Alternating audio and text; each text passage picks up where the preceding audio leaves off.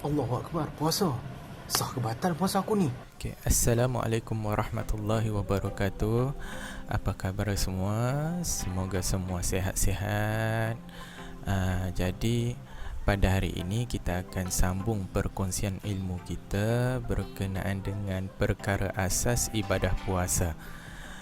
Okey, jadi memandangkan esok adalah hari 1 Ramadan yang mana kita akan berpuasa, dan pada malam ini kita sudah mula boleh niat puasa. Okey. Jadi ini sambungannya, kita akan berkongsi berkenaan macam mana ni sah atau batal puasa aku.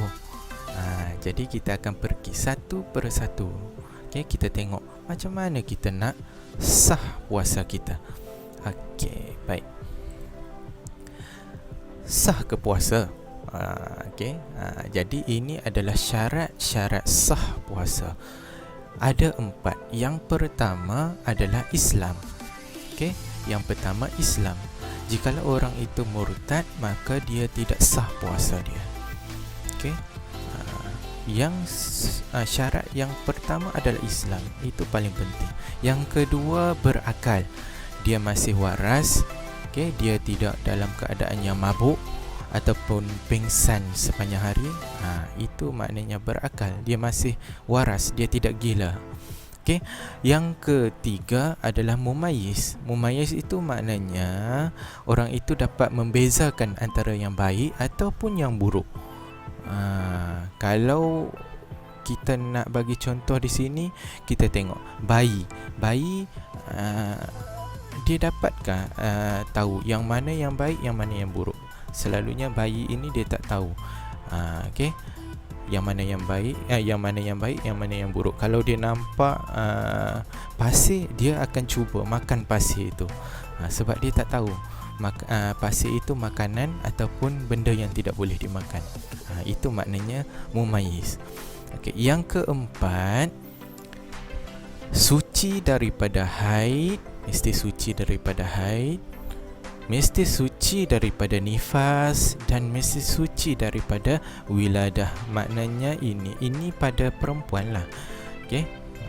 Dia mesti suci daripada hadas besar ini. Okay?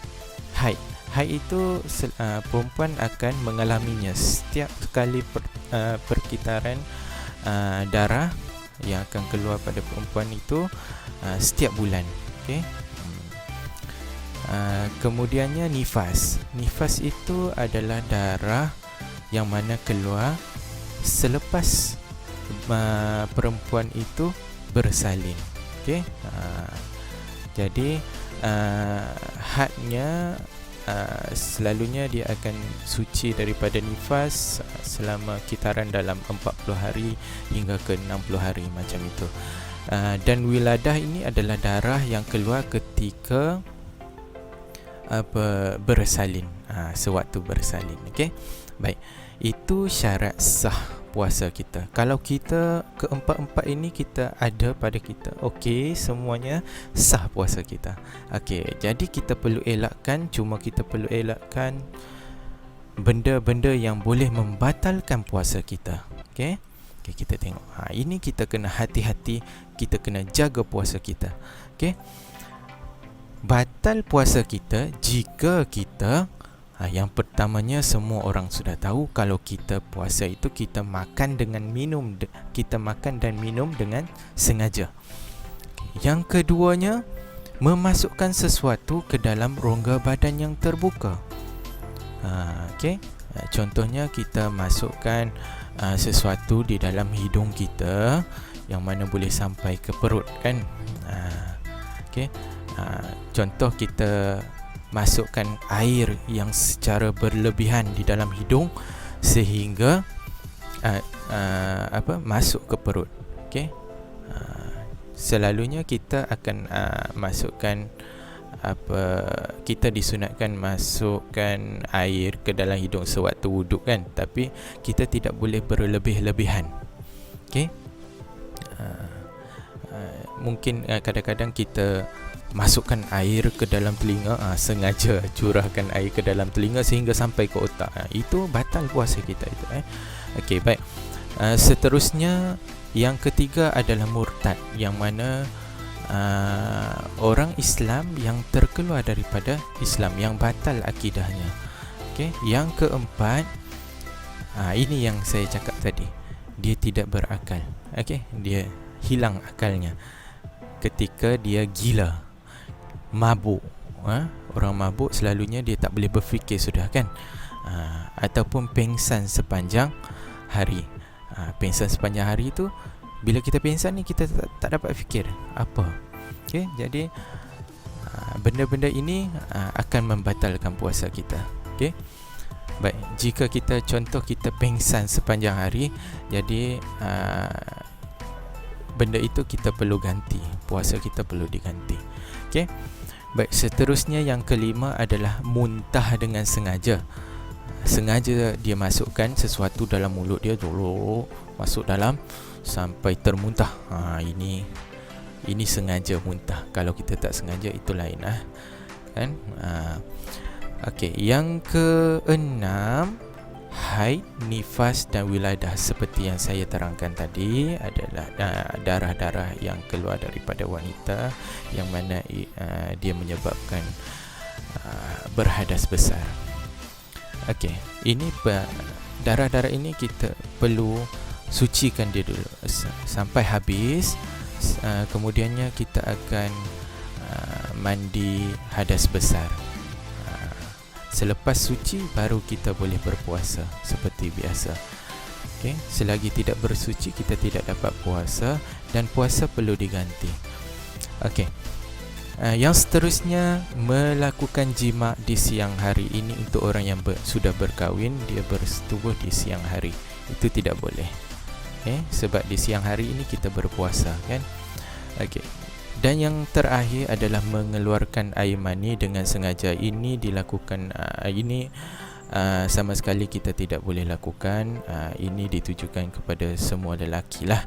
Okay, itu adalah antara perkara-perkara yang batal puasa kita. Jadi benda ini kita perlu elak. Okay, baik. Seterusnya, okay,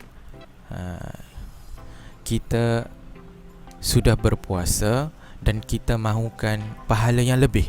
Jadi bila kita perlukan pahala yang lebih, kita perlu melakukan perkara-perkara sunat di dalam bulan puasa ini.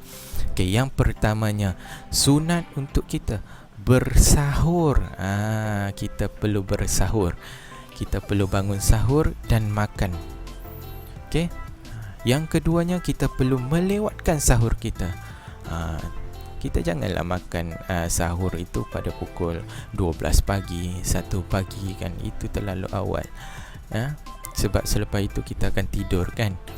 Jadi kita disunatkan untuk melewatkan sahur, supaya selepas sahur kita tunggu sekejap, makanan itu sudah turun semuanya, kita sudah boleh mula solat subuh kan. Itu melewatkan sahur ini maknanya kita lewatlah, kita janganlah sampai nak masuk waktu subuh baru kita nak bersahur, bukan. Selalunya kita akan bersahur sehingga 10 minit sebelum masuknya subuh, iaitu kita panggil dia waktu imsak kan. Okey, seterusnya kita perlu menyegerakan berbuka puasa. Kalau sahur tadi kita kena lewat, tapi bila kita nak berbuka kita kena cepat-cepat kita berbuka puasa. Jangan tangguh kita buka. Jangan bila azan saja maghrib kita pergi terus kita pergi sembahyang. Tidak. Kita berbuka dahulu. Sekurang-kurangnya kita berbuka dengan manisan, iaitu itu pun sunat juga. Berbuka dengan rutab dan tamar. Ini satu manisan yang mana Nabi makan dulu. Rutab itu adalah tamar yang kering. Tamar yang basah yang kering, macam itulah. Rutab itu tamar yang basah mungkin. Dan tamar itu adalah kurma yang kering. Okey.